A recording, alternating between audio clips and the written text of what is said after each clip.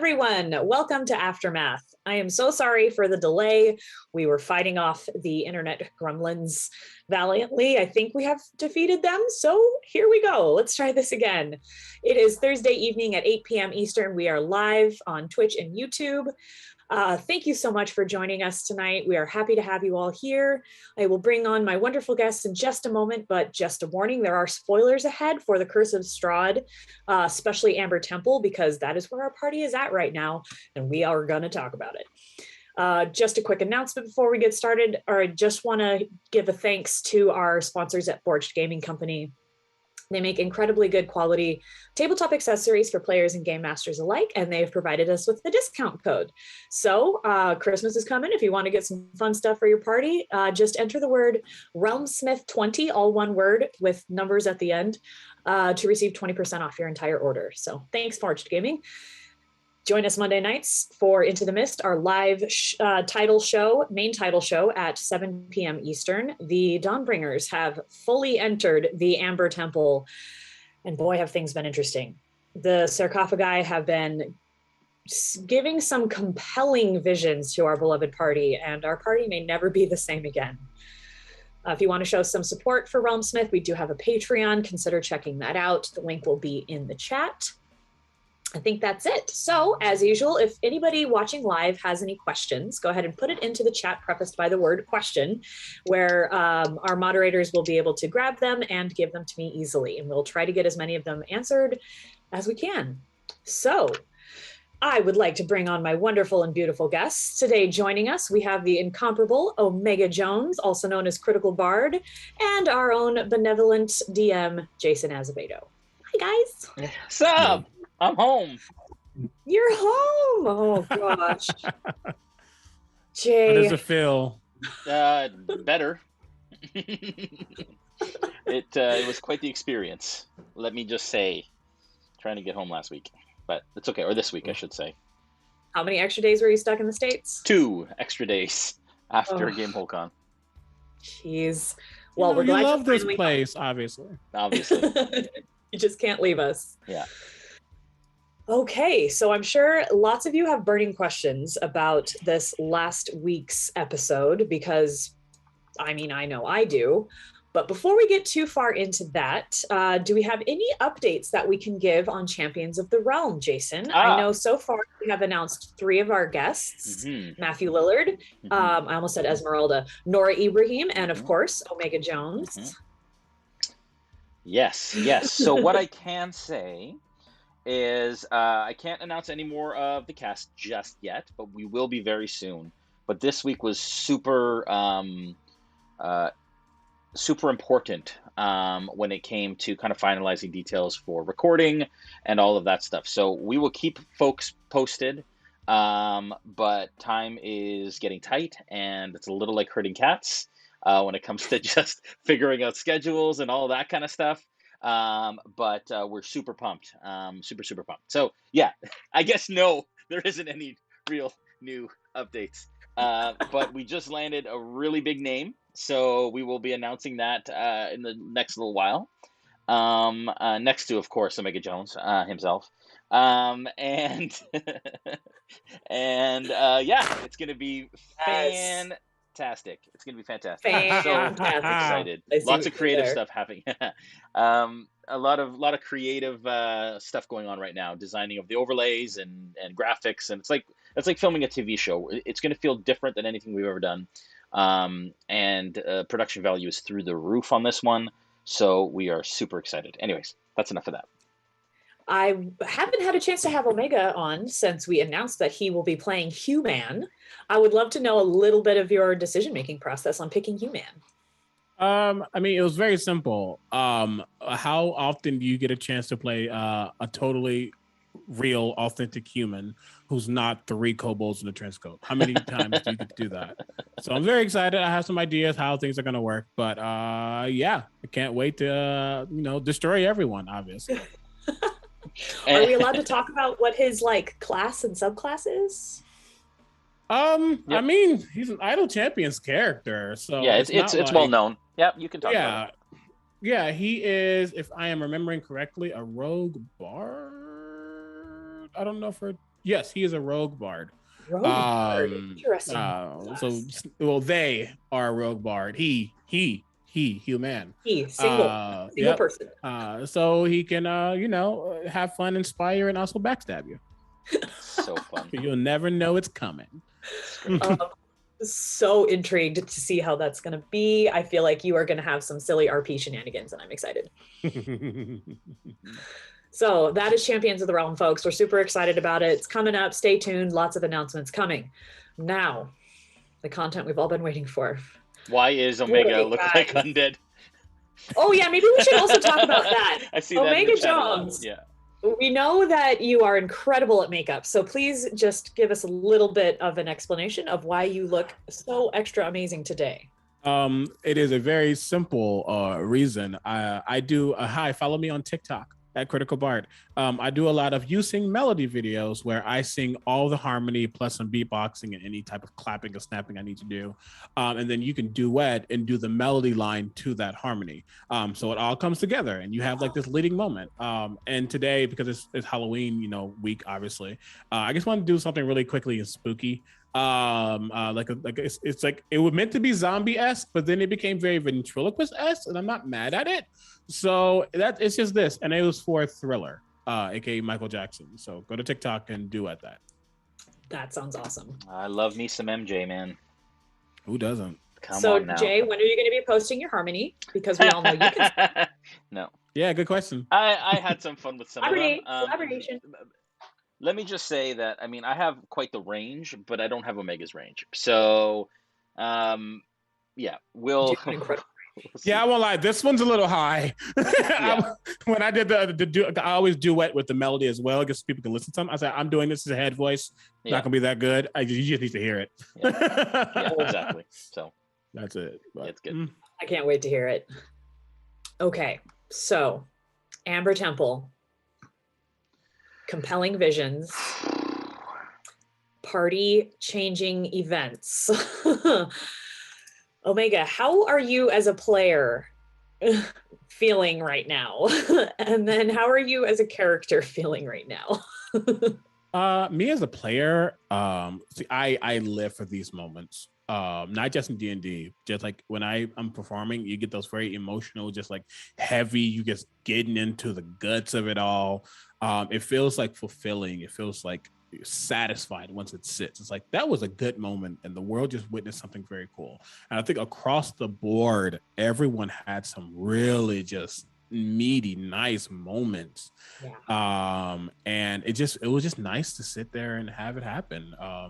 And like I said, I was rooting for Brandon. I was like, as a player just watching versus a player playing, I was like, Brandon's been kind of just in the background just a little bit. So I was like, no, Brandon, go get your moment. And they happened to be that moment. But yeah, so it was just nice to see, just be able to just sit back and just let this moment just be. As far as a player goes, character goes, who? Yeah, Noggins is thinking, for sure. And honestly, he's not thinking that much. He knows what he's going to decide. Creature of instinct. Yeah, very much. And what happens after that happens after that. That's where I am. So hopefully everybody is caught up. At the end of the last episode, Noggins was offered something, and we do not yet know the outcome. And a big reveal that I've been holding on since I created this character as well. So is that who was in the amber in your initial vision a couple weeks ago? Yeah, I believe so. Yeah. Can we get a what does that person look like description? It looks like Noggins, just less hairy. Long dreads, very angular features, pointed ears, bright blue eyes, gorgeous. Honestly, he's an Eladrin. He is in he has those but he sits between spring and summer, mostly spring and summer. So that's where those rich greens come from, with the vibrant blue kind of just playing that up a little bit. But yeah, Noggins is pretty. He's not like, oh my god, like some sex symbol or anything like that, but like he's a pretty elf. Like Essek. Like Essex, yes. Oh man, I cannot wait to see what you are going to decide. We'll find out. Jason. Yes. This has been, I feel like, honestly, some of your peak DMing. Thank you. Just with these visions that you've been doing and how much you've just been sitting back and letting people just role play and get into it and not feeling the need to like push them to the next room or something like that. Not that you do that, but that's how some people do things. And I just think it's been amazing. So we have a question from Laura Strawbridge. How much of the visions were planned out and how much were you winging it? This is always a fun question. I was wondering this as well. Yeah. So I had plans that all I had in my Trello, because we all know I use Trello for prep. All I had in my Trello cards were the dark gift, what it offered, and then a name in brackets. And I kind of thought through, I don't even know if I took notes about what each person's vision would be and what it would be. But at this point, I know our characters so well that I could kind of like dip into their minds and pull stuff as the kind of the most kind of attractive deal that I could potentially offer them at this point. And obviously, being the Amber Temple, I'm able to do that. The dark gifts being very intrusive and powerful are able to kind of look into the souls and the minds of those that are there to pull out those desires. For Travas, I had thought through. I thought his mom, tavern, gold, and be able to kind of walk around and do what you want. So that was fairly easy. I had thought about that beforehand, so I just kind of like spelled it out. I didn't have it scripted or anything like that, but at least I had the main story points. For Falford, that was completely off the cuff because I didn't know. Like for me to go through every dark gift and find something for everyone, so that was completely off the cuff. I knew, all of that was there. I have to remember too how much Omega knows, how much he doesn't. For Nora, same thing with the ones that were there.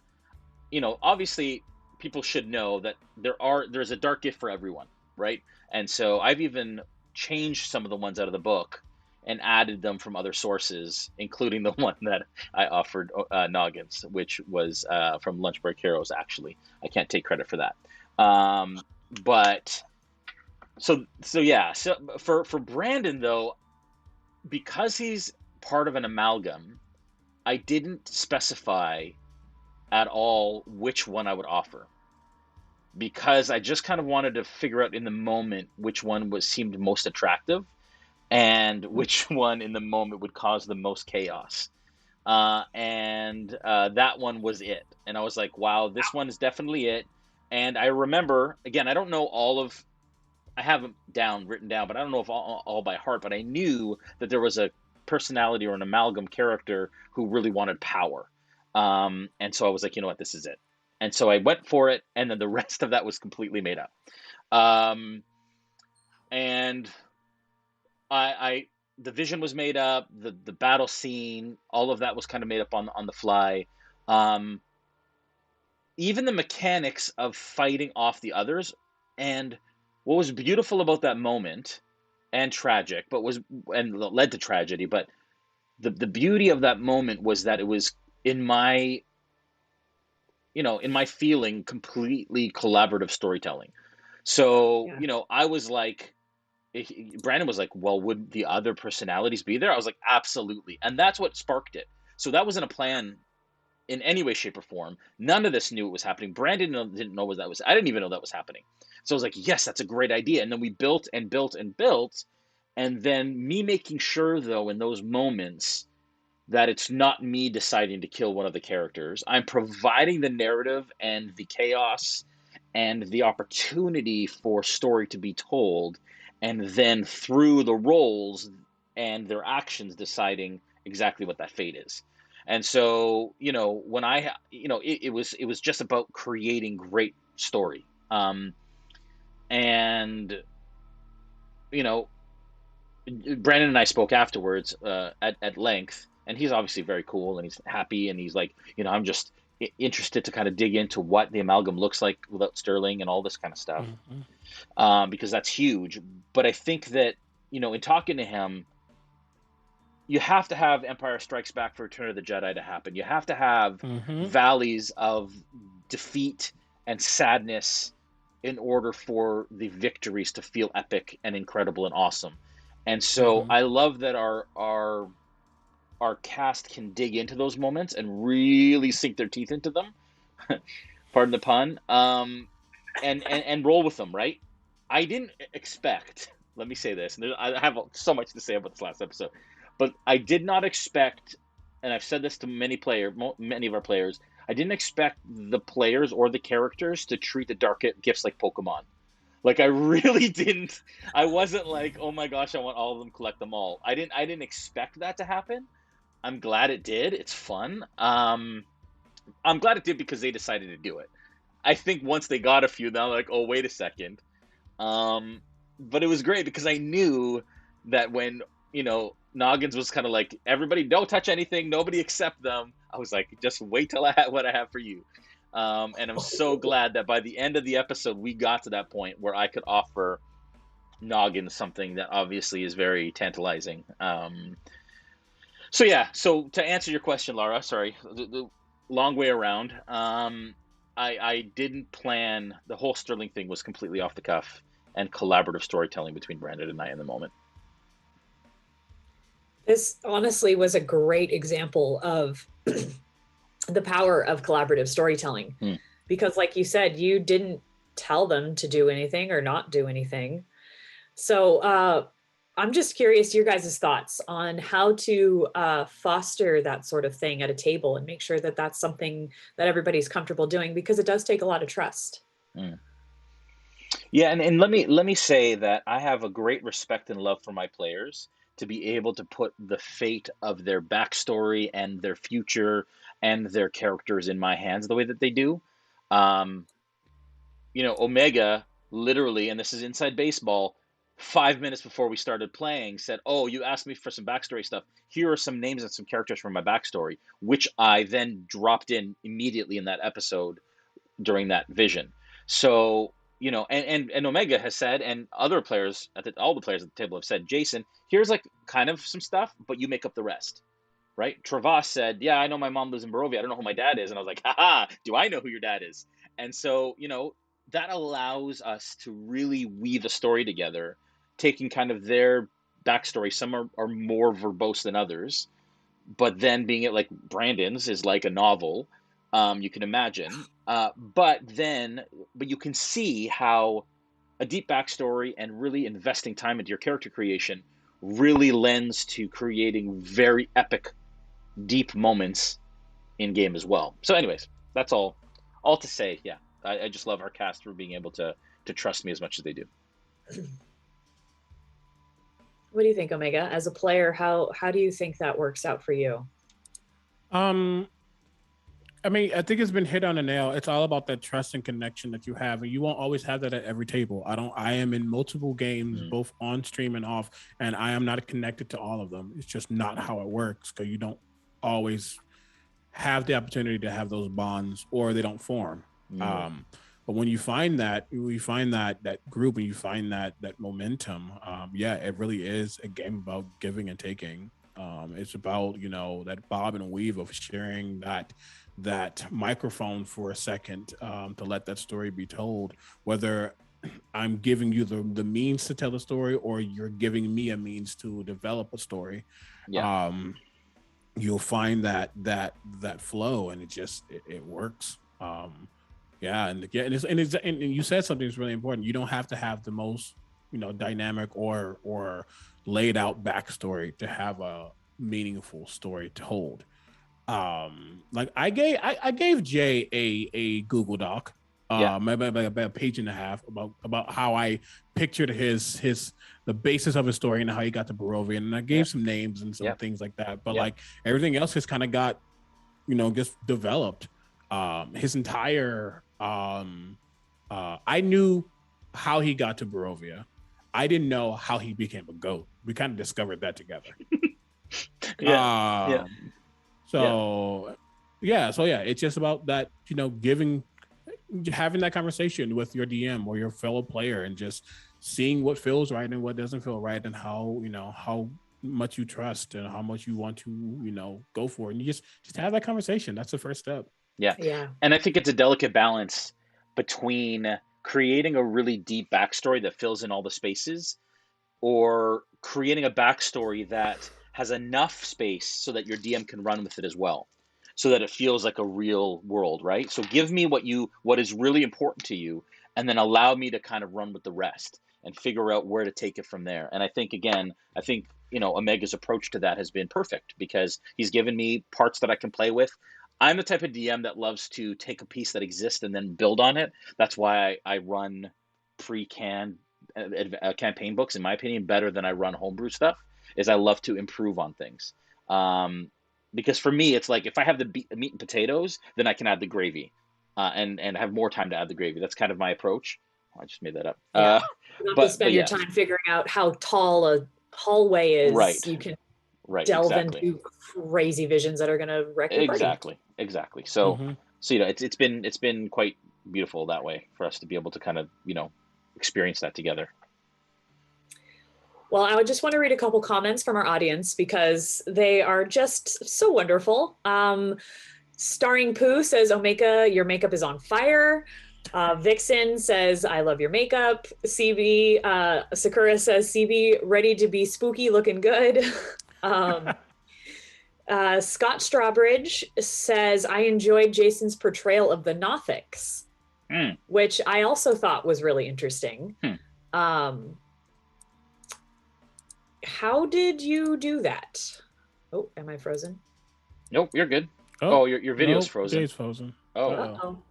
We're all frozen. No, we're back. We're back. We're here. It says the internet connection is unstable, but it looks like it's still okay. Okay, we're good. Sorry about that. Yeah. So I did really love how you portrayed the Nothics. They were way sillier than I expected them to be. Honestly, they're not a creature I've had any experience with except for seeing their stat block in a book. So how did you come up with role playing them like that? Yeah. So for me, I don't know. It just kind of felt like I look at a picture and I kind of read their backstory. All that Chris of Strahd says is that, and I don't want to give away too much because they're still in that room, but all Chris of Strahd says of what we've already kind of figured out is that they aren't overtly aggressive off the top. They thirst for knowledge, and you already know that. They're kind of picking out things and knowledge that they gain from the minds of others. And that kind of like just was the basis for launching off and playing them the way that I did. They were really funny. They were precious. Very precious. and they're really they're really unsettling looking, right? So yeah, it's fun to kind of build on that. Extremely unsettling.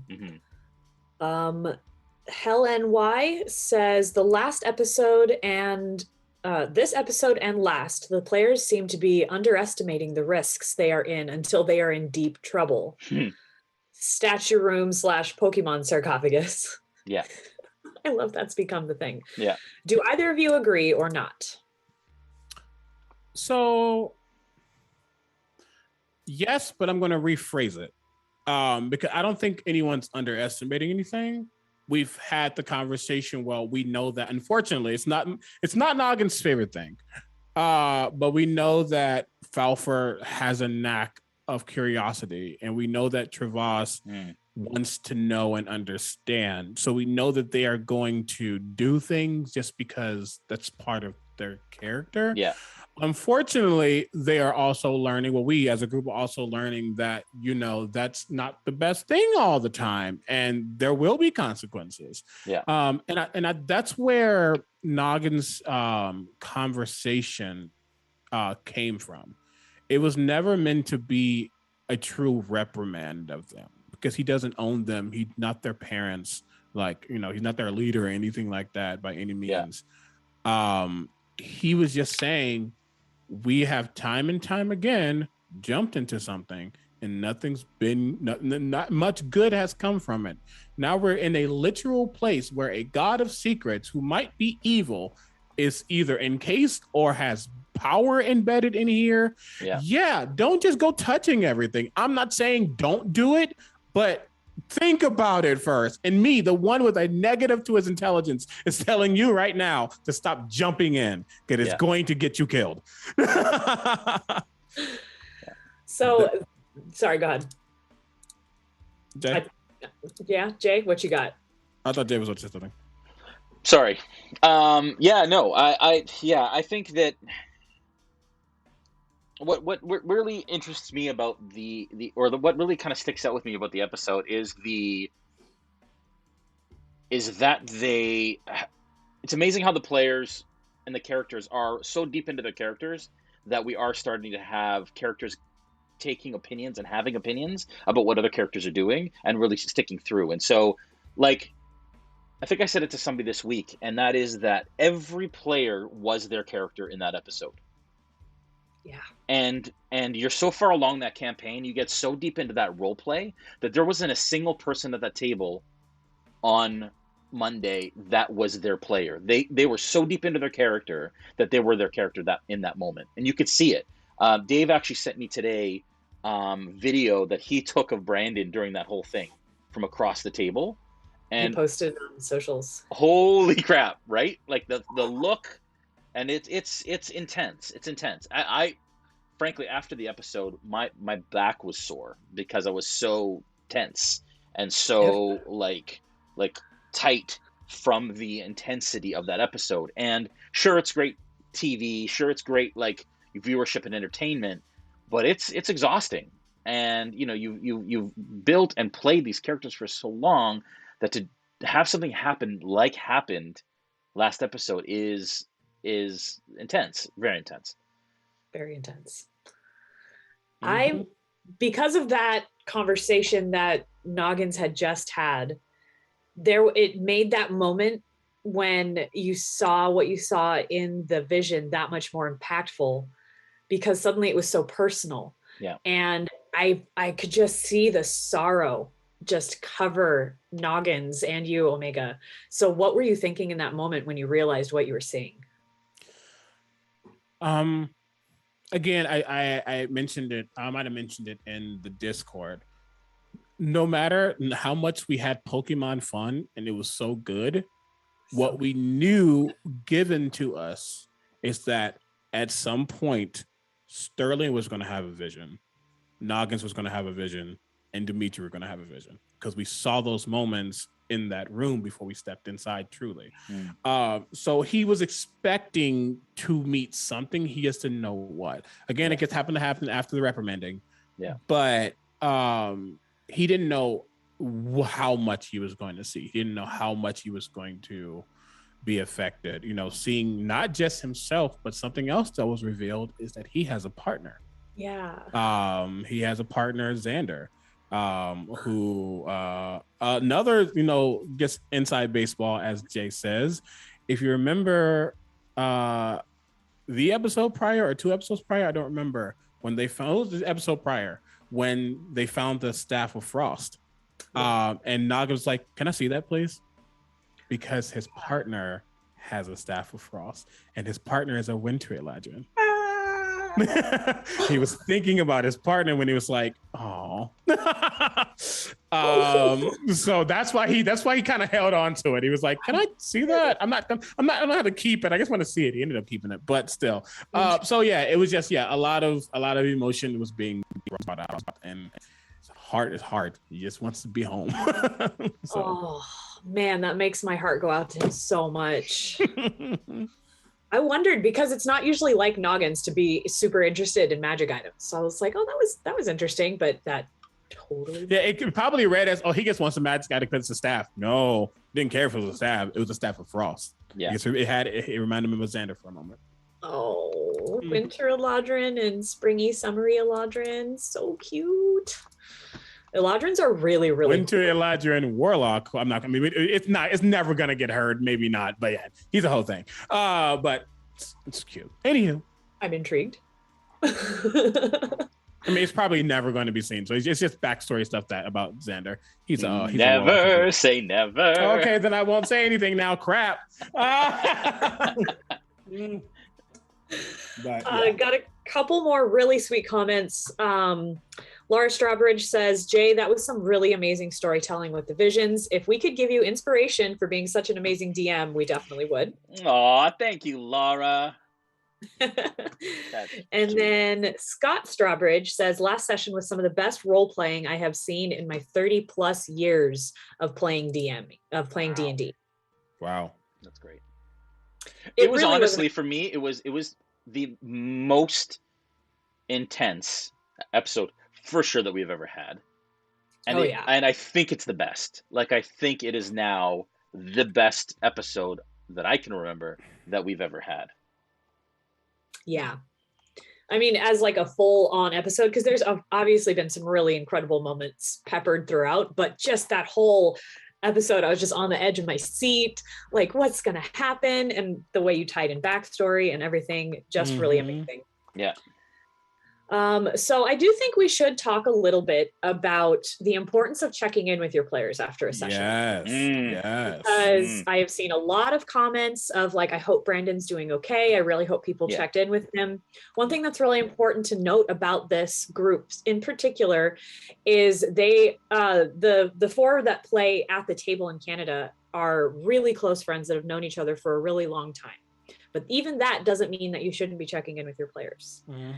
So, Jay, can you talk a little bit about how you do that, and is there a process to it? Is it different every time? And then Omega, I'd like to know how you apply that at your tables. So it's definitely different every time, depending on the player. Right after the session, as soon as we went quiet, as soon as we came offline, right in front of everybody, I was like, Brandon, safe space of the cast, how are you doing? Like, how do you feel right now? And so we had a conversation. He was just like, and that's when he said, I got to figure out, I'm excited to figure out, like, what the amalgam looks like.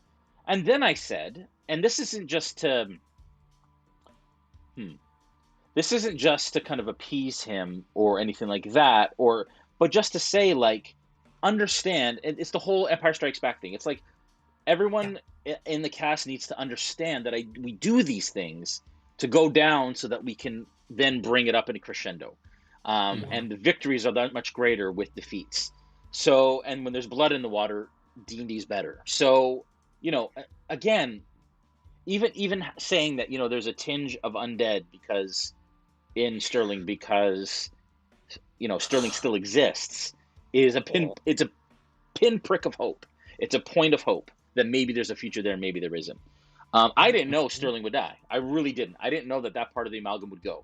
The roles spoke for themselves. I gave many, many opportunities. It just went the way that it did. And so in that case, I don't think Brandon blamed me. I don't think any of the cast blamed me, not like they did for Muskoka's death. But, even with Muskoka, I pulled Dave aside. And it's been long enough now that I can say, I pulled Dave aside and was like, oh, I really loved Muskoka. I didn't see that happening. But he's like, it adds to story. And just like I always use Braveheart as an example, spoiler warning, when his wife dies, it changes. I remember watching that movie, and I was a teenager when I did. I remember watching, I was like 16 or 17. I remember watching that movie and going, oh, like they're going to come save her, right? Like I remember, Robin Hood, Prince of Thieves with Kevin Costner, and they all come to save him and her. And I was like, oh, that's going to happen, right? Right? And no, she's dead. And then it just educates the entirety of the narrative moving forward, and raises the stakes and makes it feel real. So all of that to say, Dave was then like, you know what? I don't think Muskoka would want to come back. He's had the experiences that he has. I think I want to let him go. And I was like, really? And he was like, yep, I think that's it. So it's still, even in death, it's collaborative, right? Even in death, I was like, oh, he should come back as a ghost. We did. And he was like, I think I want to let him go. I was like, well, let's play the ghost thing out and see how you feel about it. And then, so it's never like scripted. It's never like, hey, I'm going to bring him back as a ghost, and then we're going to do this, and then we're going to do that. I let the players lead where that's going to go. And I will do that with Brandon as we move forward through the narrative. For right now, Sterling's gone, and he has to deal with how that's going to feel and feel and work and play. But yeah, following up with your players is incredibly important, because characters for a lot of players become a part of themselves, and when they die or a part of them dies, it's like losing a piece of yourself. It really is. Absolutely. And I mean, Omega can speak to this as a player, but that's kind of my approach. Is I always make sure, first of all, that I check right after, and then I call them the next day, and I make sure that we have open conversation. Mm-hmm. And I want to jump into, because a lot of people don't know this, and I haven't talked about it, at least in the Realmsmith space. And I remember someone was asking, and it might get brought up, someone was mentioning on Discord if there was like a person who, like, you know, is a you know, who do you go to when you just need to talk about, like, you know, some Like a things grief that might happen, like a grief counselor or something. And while, you know, there is a level of someone isn't a therapist or something like that, but someone, you know, is there someone designated? And I actually am a Take This ambassador. Take This is a mental health organization specifically when it comes to gaming and streaming.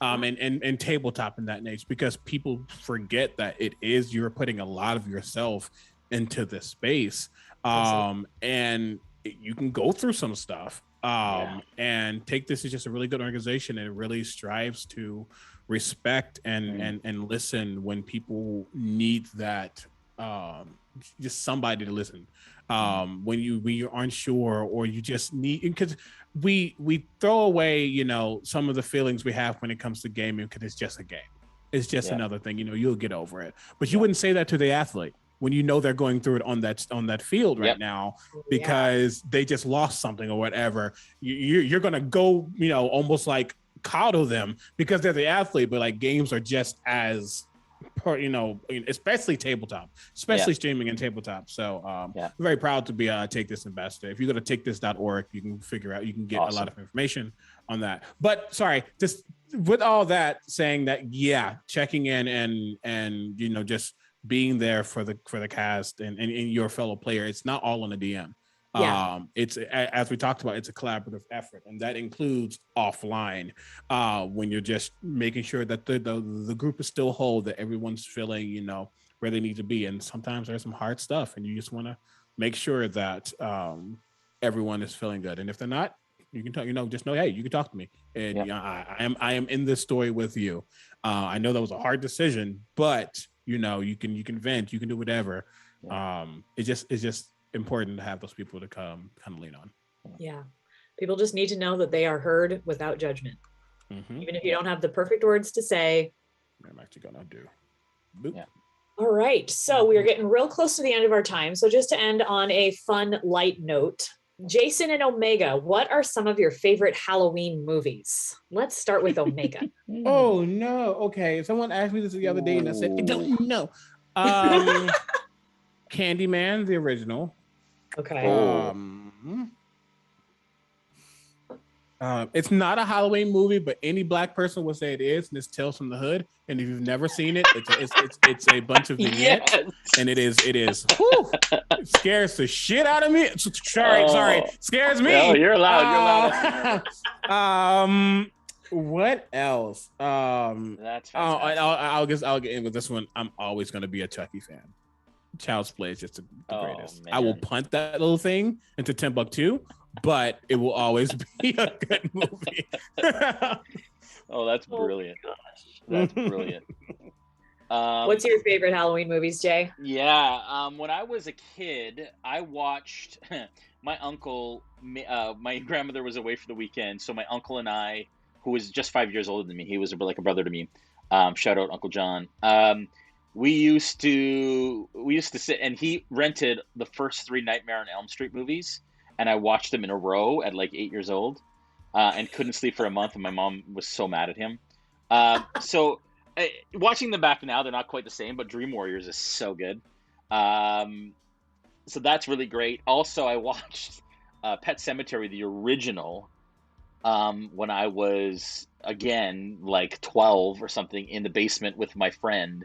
And it scared the bejesus out of me when I was a kid, especially the sister, man, whatever she used to say. Anyways, the creepy kind of like twist. Oh gosh. Anyways, so that's a good one. And then honestly, in since then, I think my favorite's not really a Halloween movie, but Sixth Sense did something to me on a level that I can't describe.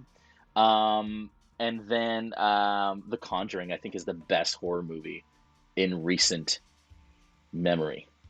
I think You The do it. Conjuring is up there for me because it just I don't get scared very easily. I love horror movies. I don't get scared because I just think they show too much. I think that Mm. they get to that point where they just and you're like, oh man, okay, here we go. And The Conjuring was one of those movies that didn't do that and just kept you kind of watching and yeah. Anyways, those are mine. Fun stuff. Good variety there. Hmm. All right. Well, I think that's where we need to end it. Before I do my thank yous, I like to open the floor up to my wonderful guests. Thank you so much for joining us. Is there anything that is coming up that you're excited about that you would like to make sure the audience knows about? Omega. Oh, you're muted. Okay. Of course I'm muted. Of course I am. Always. Not much to really boost, just follow me on all my socials and all the things I do. However, I did announce today that I am Green Bard. I am a part of the D&D X Nerds activation. And I had the honor to play the Green Bard in an awesome one-on-one adventure and in an upcoming group adventure that you will see very, very soon with some awesome people. They were just awesome, and I was just happy that they chose me to be their bard for that. Oh, that's So awesome. yeah. It's funny because it was weird because I was in Hobby Lobby, which is fantastic. We don't have any Hobby Lobbies here in Canada. Hobby Lobby is Mhm. unreal. Anyways, but they had the D&D nerds at the counter when I was checking out in Wisconsin. I was like, what? So cool. They're like everywhere right now. Okay, Oh, and that's me. yes. That's me. Wait. That's me. That's Yeah. me. That's amazing. Wow, dude. That's great. That's so Yeah, fantastic. that's really it. Jay, anything else besides champions? No, Into the Mist on Monday. It's going to be a fantastic. We're I need a fan so I can do that every time you say fantastic. yeah. Have you decided already, Omega, what you're gonna do? Because I don't know. By Or the way, everyone, I won't know until he says it. I don't like talk to him in between sessions and be like, "Hey, what are you gonna do?" should I say it now? No, I think you should wait till Monday. Okay. But I'll tell you. you know. Yeah. Oh yeah. I love it. I love it. No, because yeah, I love the in the moment sort of narrative role play that occurs when I find out. Mhm. Even with Travas, I didn't know until the next week. So yeah, I'm super pumped. I'm excited to be back at the table in the same room and not in a hotel in Wisconsin while we play. Yes. And it's going to be Own fantastic. personal Amber Temple. Yeah, Yes, it was quite appropriately colored, themed. yeah. It was good. and information and details about Champions of the Realm are going to come fast and furious in the next couple weeks, because we plan to start filming and production. What I can say is mid-November is when we're actually going to film the series. So it's going to be unreal, and I'm really, really, really pumped because it's like nothing we've ever done before, and nothing anybody's done before, frankly. Like Yeah. it's its own thing. So I'm very pumped. Can't wait to see what you guys have in store for us. Just a note before I start my thank yous. On the Discord, we do have a town hall that we're going to be doing right after this. So if you're on our Discord and are interested to see what we have to discuss, head on over there.